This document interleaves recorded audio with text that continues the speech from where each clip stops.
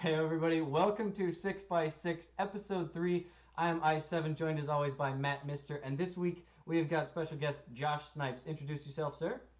How's it going? From Oregon State University. I don't play in CR6. I'm just a rank star, but I work on the content team here at CR6. Yeah, so without further ado, we are going to jump right into our first topic of the day. It's going to be professional casters across all esports. Now, I don't watch too many esports live on streams, so I only really know the Rainbow Six Siege casters. And my first favorite is Uzumaki, and he actually just got into Challenger League as a caster. He replaced Flynn when Flynn took over Emzo's spot in Pro League.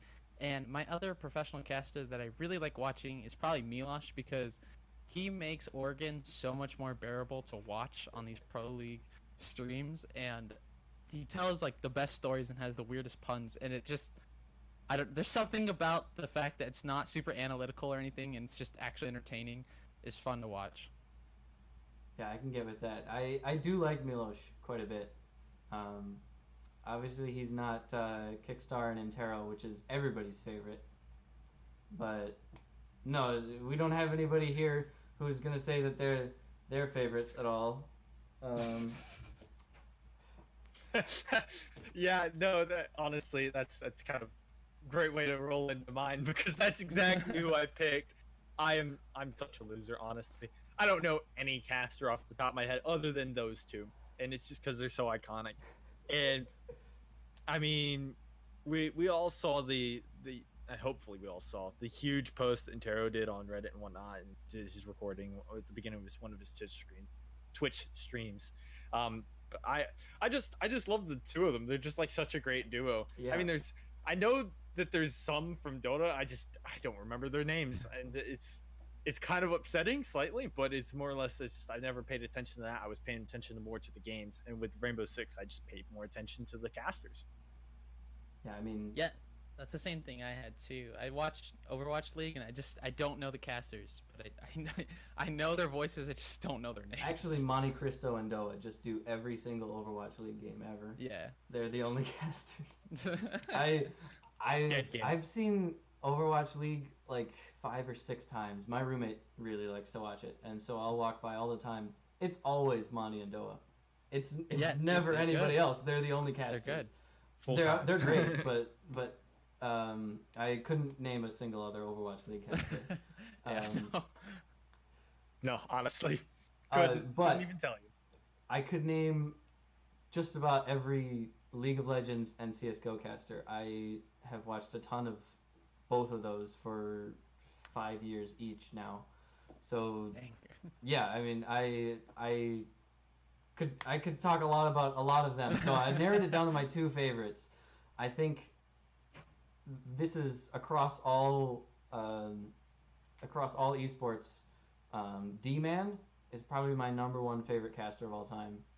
He did League of Legends with Joe Miller, and then he moved over to CS:GO, and he mostly worked with Pansy, and now he's doing fighting games, so I don't really see him much anymore. But so he's been everywhere. He has done some absolutely legendary casts, like the Xpeke backdoor from like season 2 of League of Legends was D-Man and Joe Miller. Just one of my favorite casters. He really rides the line perfectly between seriousness and like getting hyped and keeping it casual and being a conversationalist when it's a more appropriate. So definitely like somebody that I look up to and wish that I could be more like. Try to, emulate some of that. Fantastic caster. And then more recent is a current League of Legends. The League European Championship Series has a caster called Vedius, and he's my current favorite in the League of Legends mix right now. He does so much like side content. LEC has gotten really memey this year, which has been a little bit good and bad, but like the best parts have always been Vedius. He'll like dress up in like, I don't know, the like inflatable sumo wrestler costumes. He had one of those, but for like somebody who is just ripped, because he's this like scrawny little guy. Like dressed him up in this like costume like he was just ripped, and he was Flexius, and he was talking about like flex picks in League of Legends. It was fantastic, super funny, Oh and he's a my good God. caster in game too. Yeah, so he's my second favorite, I think. Yeah, and no, you see that a lot though, where I feel like when casters sort of take the seriousness out of it sometimes, depending on what it is and like how it's done, it can be a lot more entertaining to watch, especially when people make memes out of it. I don't think I've ever seen either of those casters, but it sounds hilarious. yeah, no, that sounds completely hilarious. I mean, if we were doing interviewers, I could go on about Siraction Slacks, dude. Mm-hmm. Siraction Well, Slacks. go on and about Casey. him. Do it. Well, because we were doing casters, but no, these two That's they close enough. interview players right after they play big international games, and Mhm. they even occasionally will do like stuff like this where they sit down before the games and they talk. But there was one year, and I think it was 2017. They got dressed up, and Sir Action Slacks, the guy, got dressed up as one of the female characters from the game, and then Casey got dressed up as one of the male characters, and it was Sir Action Slacks' favorite character. And so they were dressed up as each other's favorite characters, and then they actually went into the game and then got to ride an actual donkey into the arena. And it was the most hilarious thing, because there was even a section where they were like talking to each other and talking about getting ready for the games and everything, and behind them there was a guy who was like eating fries and had his own poster that was showing up behind them. You know how everyone likes to do that. Yeah. Well, I They came encouraged you, but now we gotta stop. Yeah, no, I told you to go on about it. next but- one. Next one. Topic Okay, number okay. 2. We're So gonna talk topic about number Josh 2 Snipes. is Yeah. is spotlight. It's just spotlight. So again, name's Josh Snipes, from Oregon State University. I don't play in CR6, but I'm part of the content team. And a lot of people don't know what the content team exactly does, so this is my chance to basically tell everyone Don't what they it make does. clips? We don't make clips. Players like do the clips, but basically the person who's leading is Vix, and she tells us she's the boss. She's the boss lady, and she's the one who has to edit this podcast also. But basically, we are the people who are under her, help get the clips for her and help pretty much facilitate everything. And we have every single clip from every single week from the actual CR6 matches. We don't have like the outside streams or anything like that, unfortunately. But we're trying to get all of those matches streamed. But eventually, once scheduling and all that stuff ends up working out later on, we could finally do that.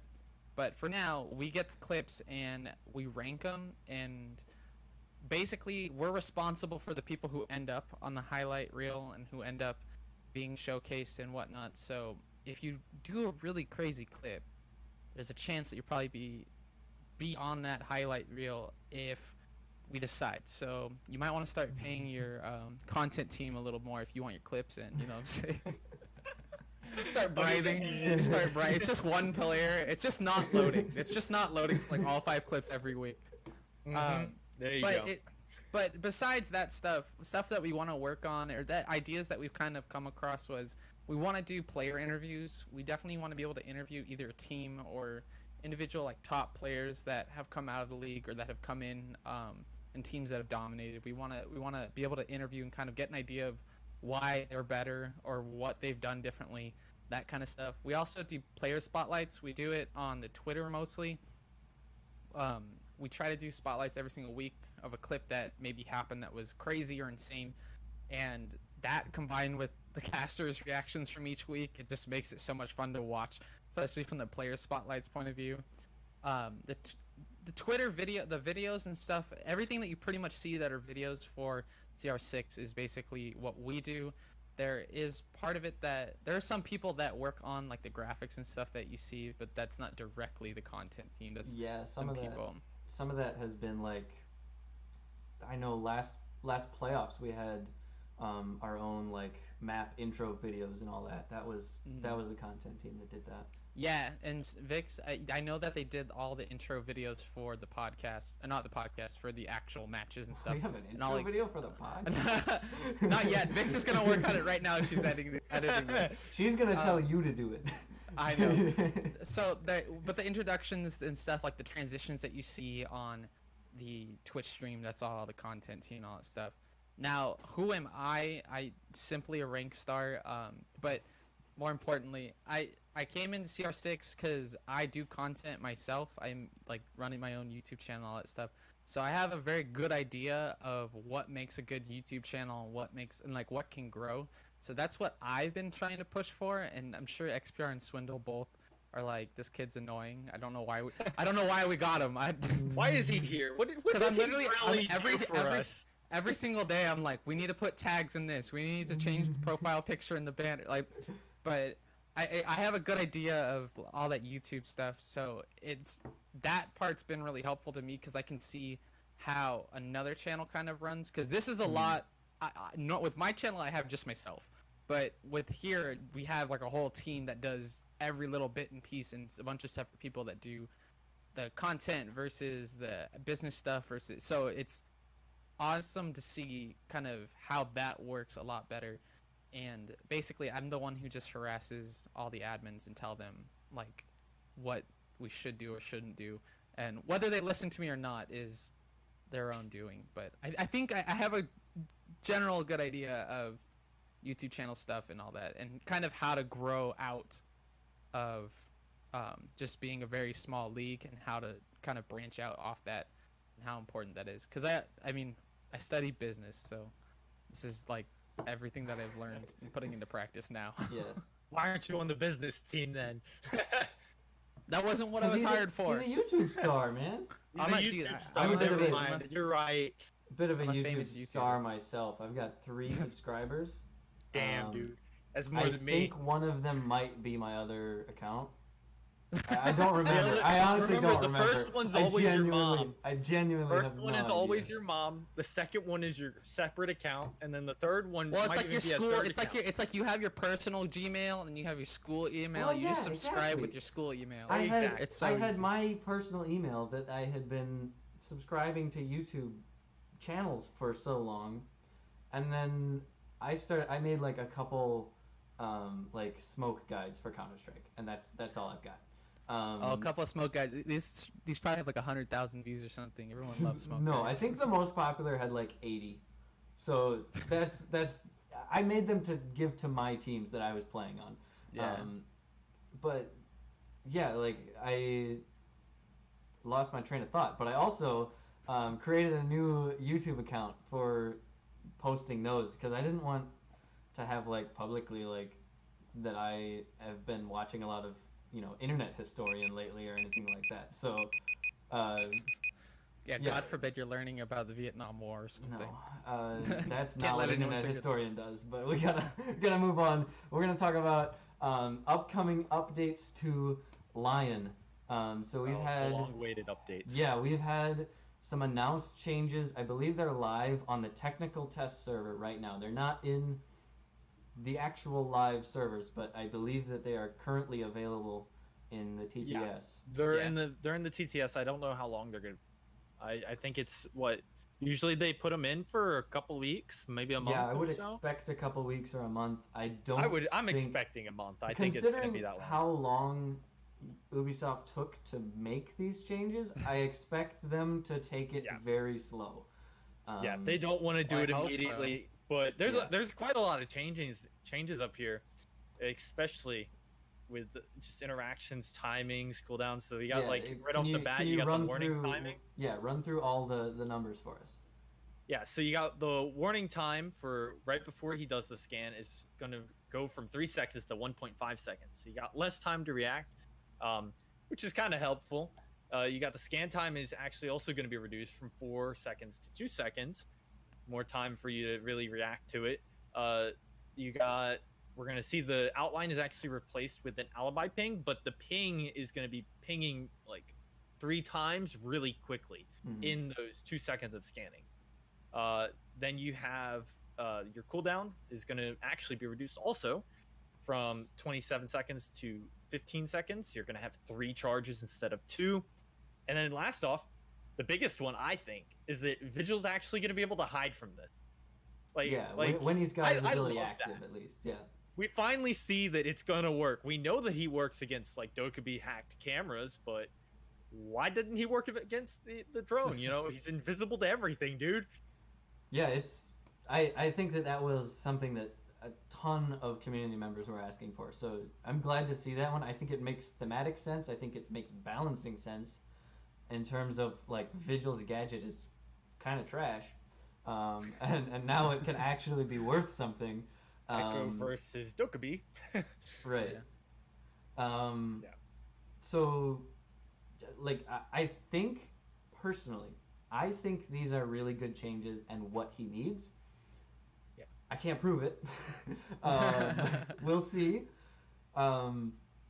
It's that's what I was saying. Like it, I'm sure that Ubisoft is going to take a long time to roll this onto live. Oh yeah. They're going to pull data and they're going to be analyzing forever. And then even once it's live, they'll keep looking at it. I would not expect, or I should say, I do expect that these changes are enough to remove Lion from competitive quarantine.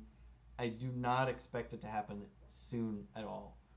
Oh no, I you think don't. once You it's don't live, want it to happen immediately, especially at this point. You need thorough testing, and they know that now. They've eventually Yeah, slowly they do. moved into it. They're They like do. this is a little don't want to do that yet.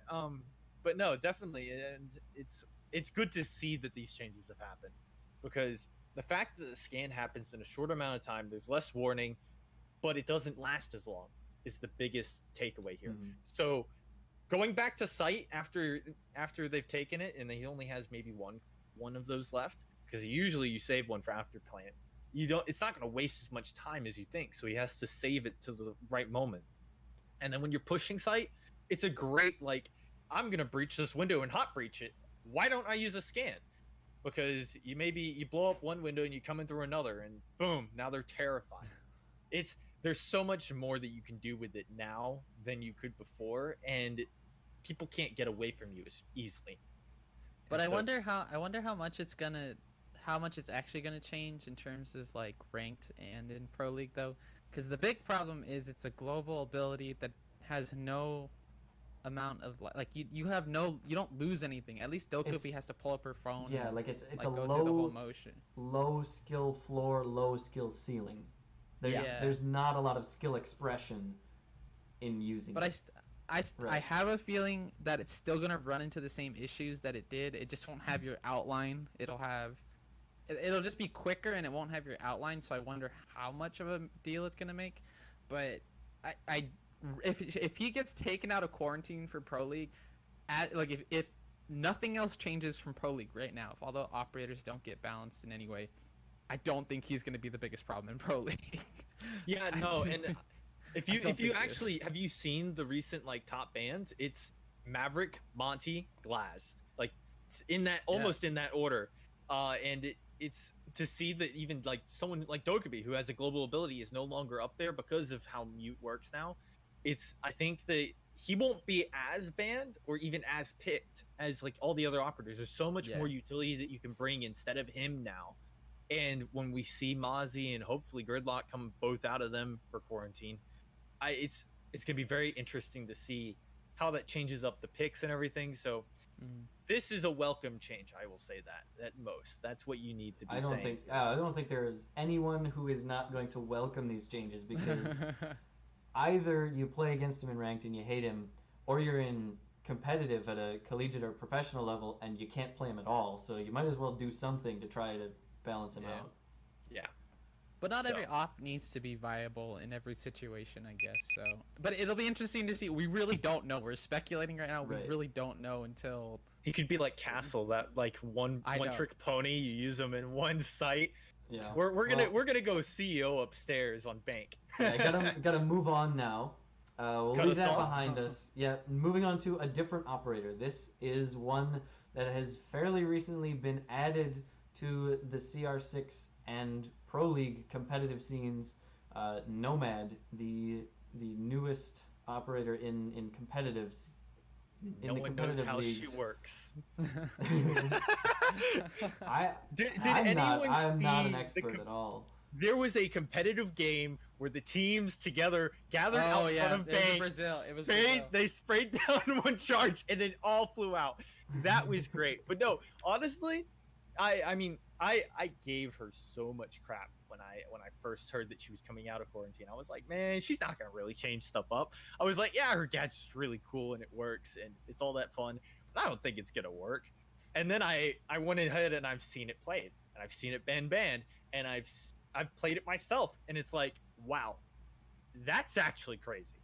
The utility's crazy from it. And I mean, yeah, the Claymore, I don't really get too much out of the Claymore, but the charges have saved me. And I really feel like she's one of the stronger, like, rotate cutoffs. I think definitely stronger than She's Gridlock. the strongest rotate cutoff because there's Yeah. nothing you can do to get around it. I think that's been the problem we've been seeing though, even in Pro League. She keeps getting banned because you can't retake a site.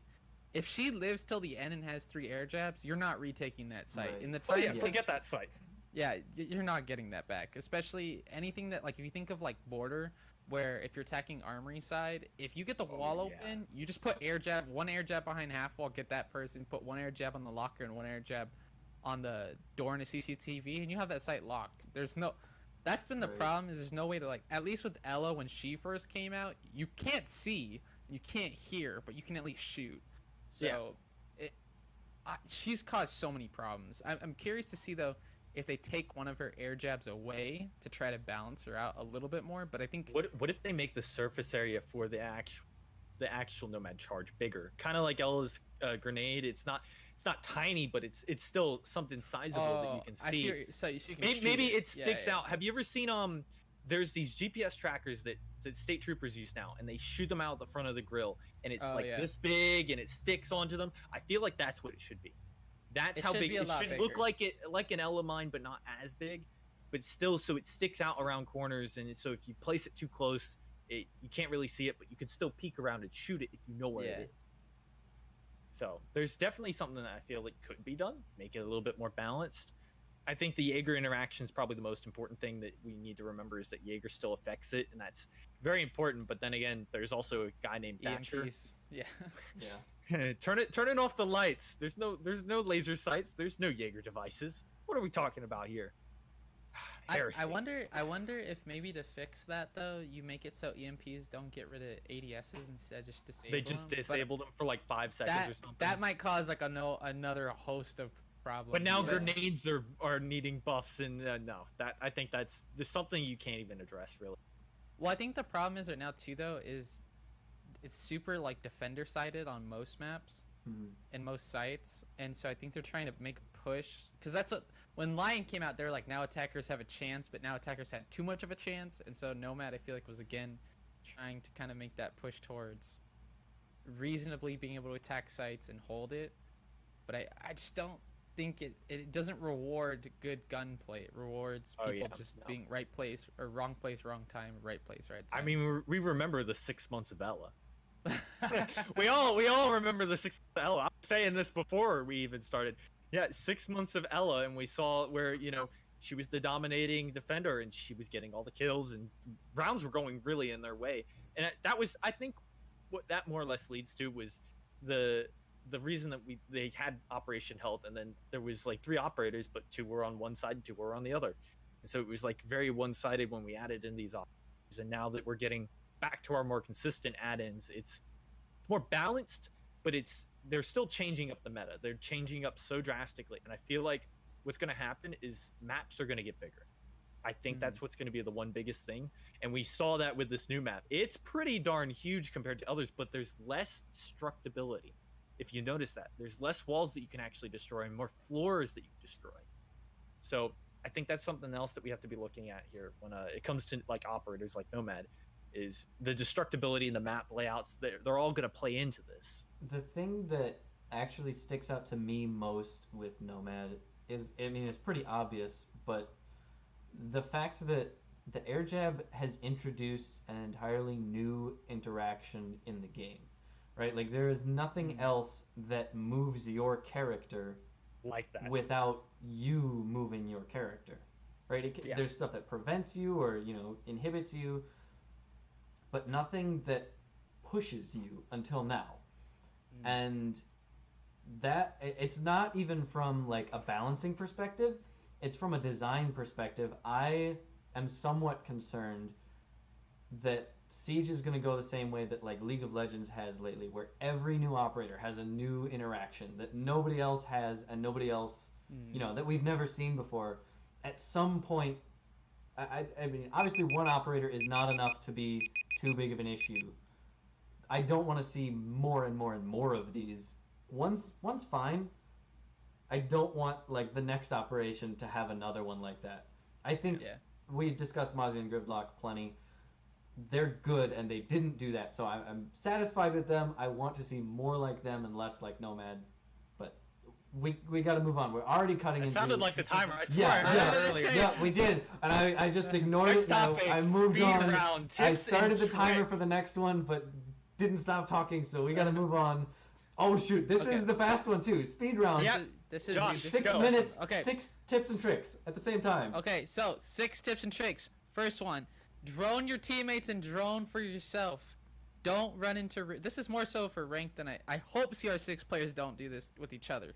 But drone yourself and drone your teammates, because you have some sort of intel that'll get you a lot farther if you know someone's in the room than if you just try running and like doing a 360 by just throwing your mouse across the room, trying to just find someone. I mean, some people are really good and can flick, but I'm not one of those people. I just play off the intel. And I have to drone. That's what although Mozzie's made it way harder, but I can't get into that right now because we don't have time for that. Yeah, no, I'll go into the next one. I have patience in setup.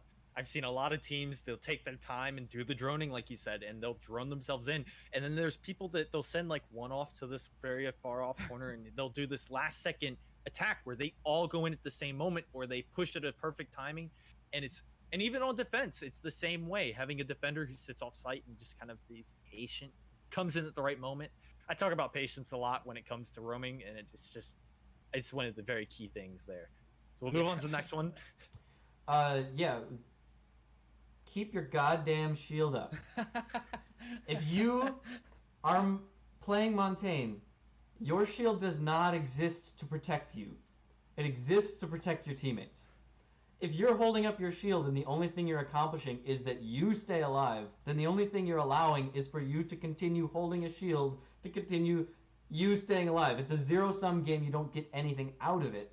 You've got to be putting yourself between your teammates and your enemies and coordinating with them. This is specifically for like CollegiateR6. This is hard to do in ranked, but if you have more than 2 people on your team and your Monty is planting, you're throwing. Put your Monty in front of the person planting. It's reasonable if you've only got 2 people up that you want a gun up to cover some angles and be mobile. That's fine. Oh, yeah. But if you've got more than 2 people up, your Monty needs to be protecting your planter, not staring at the ground. That's not where he's useful. All right. You gotta do the smoke fast plan. That's why Monty's there. But anyways, another thing that we want to talk on was practice your aiming in either Terrace Hunt, and there's a lot of 3D aim trainers, like 3D trainers now, or you can even use CS:GO. Just practice your aim outside of the game. Go into Terrace Hunt. Just start one-tapping all the terrace on house. I've heard Outback doesn't have any C4s, no barbed wire, no none of the exploding terrace or whatever.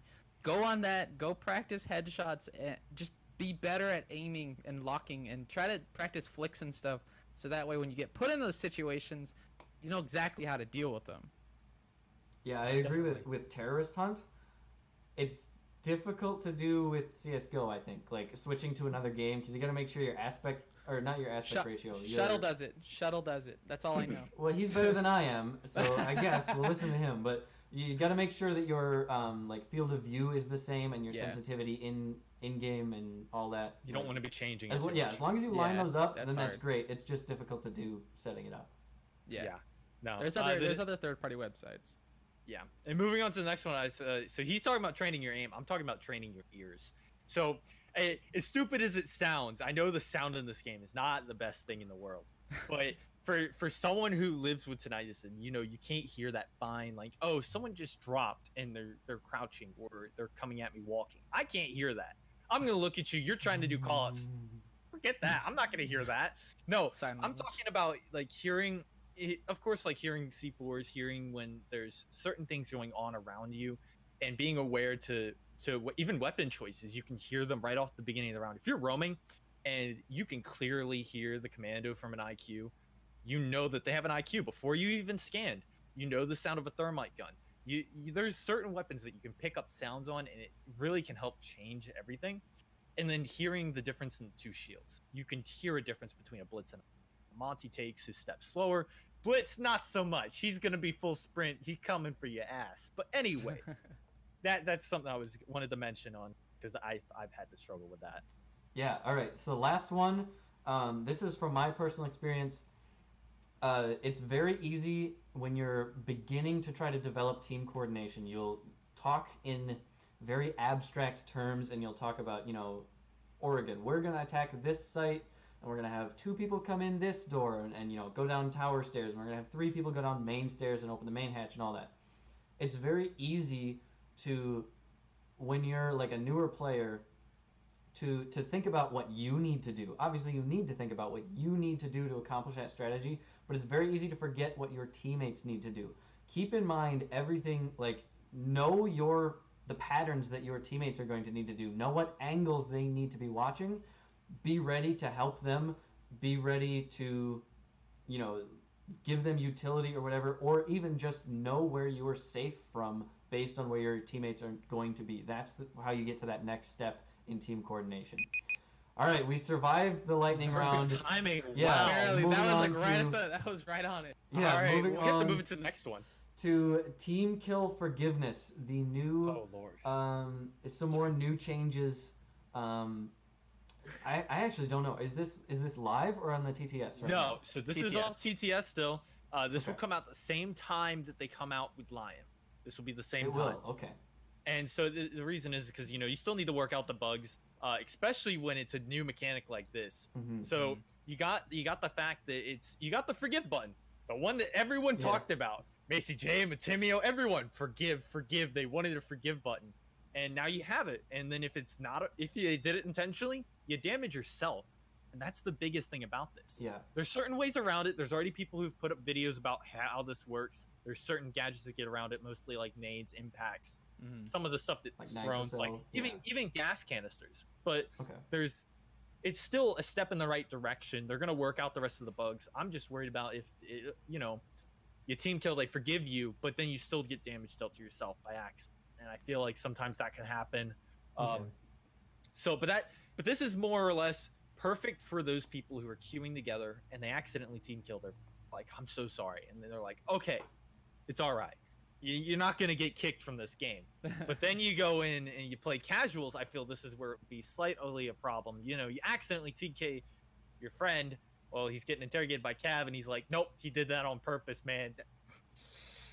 Try and get him banned. So it's in the right direction, and I want to see how it interacts with me. It actually, from my understanding of reading the patch notes, it doesn't get them banned by denying them forgiveness. It just leaves on the when a team kill is registered in the game, like when the game recognizes that a teammate killed somebody, it immediately turns on reverse team damage, reverse friendly fire they call it, where any damage that you do with your firearm is exactly done to you instead of the person that you're shooting on your team. And then any damage that you do with an operator gadget, so Twitch drone, apparently not smoke canisters once they're triggered, but if you threw a smoke canister at somebody, I believe. I I believe don't know, that maybe still some more nuanced examples of that, I guess. Yeah, That's they're the far bugs, out there. That's the bugs Matt wants. Like fuse out, cluster charges actually work. You can still kill and get hostage kills and stuff like that. So those are some of the smaller stuff. Right, but so team kill happens, you immediately get reverse friendly fire applied, and then the person that you team killed during their kill cam has the forgive button. So by default, reverse friendly fire is turned on, and any further team damage is reflected onto you. If they hit forgive, then it's the game. It's turned back off. So if you don't forgive them, they won't get banned. They'll just damage themselves. Yeah, I That's know. that's my but understanding is that doesn't like increase their chances of getting banned. I still feel Yes. that it would be one of those things that if you get so many of them, that eventually, the toxic behavior will kick in, and eventually they'll get banned. So Well, for those the players ban- who are really toxic. the bans. Okay, so from what I understand, though, they're leaving the ban system in place. They're As not it is, changing yeah. the as Yeah. it is. So if you're one of those people that throws a C4 down at the beginning of a round and kills everyone, you're banned. Mhm. And I think Oh yeah, no. I think the only like hole I can really see happening, it's really good when you're playing like in a 5 stack and you accidentally kill a teammate or you jokingly like shoot your teammate in the head because it's a 5v1. Like, you know what I mean? Like you're just screwing around. But it's good for that. But I feel like, let's say if you're solo queuing and then you run into a 4 stack and that 4 stack doesn't like you and they start TKing you, all of them can TK you once, which is pretty much, if they're throwing, you're losing that whole match because you died 4 times in a Yeah. row. So I wonder, maybe later on, if this isn't enough to sort of like mitigate people getting TK'd, I think they should take TKing out of casual in general because it's casual. Just like turn on reverse team damage from the beginning. Well, no, just take off, just because you know how in CS:GO, if you play like casual, Oh, like team you damage can't- is you just can't- off. Okay. Yeah, it makes a sound, but it's Instead off. of okay, so instead of reverse team damage, it's just no. Yeah, team it's Just just damage. zero. off. And then Okay. in ranked and like if they add any more competitive sort of things, then leave the mirroring on if it happens, because that's important. You don't want to lose ranked games just because your teammates keep killing you. It's not fun. Yeah, But yeah. I wonder if maybe if it's an issue, if it becomes like a serious issue, I wonder if they're going to make it so that like if one of your people in your group TKs, everyone in that group has mirror damage, or if they're just because That'll be you really, it'll be interesting Yeah. to see if this fixes a lot of issues. And I mean, they've already gone way above and beyond for taking away a lot of toxicity. Oh, yeah. So yeah, you brought up CS:GO, and that's actually really interesting because this same debate has been going on for a long time within CS:GO, and Valve has publicly stated that they will not do this, and the reason being, once you give the victim the opportunity to forgive somebody, if they choose not to, they become a target for more harassment. And that's something that True. Valve said, like, they would rather ban somebody than have the victim become harassed for not forgiving them. so like if the person's like in a group and then the rest of the group keeps Like you were DKing them saying, kind of like thing? you were saying with the 4 teammates killing the same Yeah. person over and over. But Right. I also feel that in its own sense, if you were saying like what we did with where we just turn off team damage and I feel Mhm. that would reduce like almost 50% of the problem there for Mhm. team killing. Yeah. Is you just remove that possibility. I mean, yeah, you could probably still leave it on the hostage, and then you could have like the team say, Yeah, "Oh, yeah, he of course. intentionally hostage killed" and stuff like that. Yeah. But that's a completely different story. It is, versus and we gotta stop. I'm being like super judicious with the timer, but I don't know. I honestly I don't know if it's better or worse to like cut it off right away or to finish the thought. Just I finish don't the know. thought. Apparently, but then there's another thought and another thought. It's good and it's but bad. that thought has a thought, and it wants But now to tell you're you bringing about up a its thought thought. instead of doing the outro. Now, All right, now yeah. you're bringing up a Yep. See, it's time to do the outro. Thank you guys so much for watching. This has been 6x6. I'm so glad you came to join us. We always have a blast doing this, so we hope you enjoy it too. Tweet at us at 6x6 Podcast on Twitter. Let us know what you want to hear about. Let us know if you want to be on the show. You can have Josh's spot. And Please take it. Yeah, They slave me all day. yeah, we're super glad that you came to join us. We're out of here. Yeah, thanks for Thank having you me. very much. Have a great night, morning. I don't know when you're Adios. watching it. Whenever you See watch guys. this.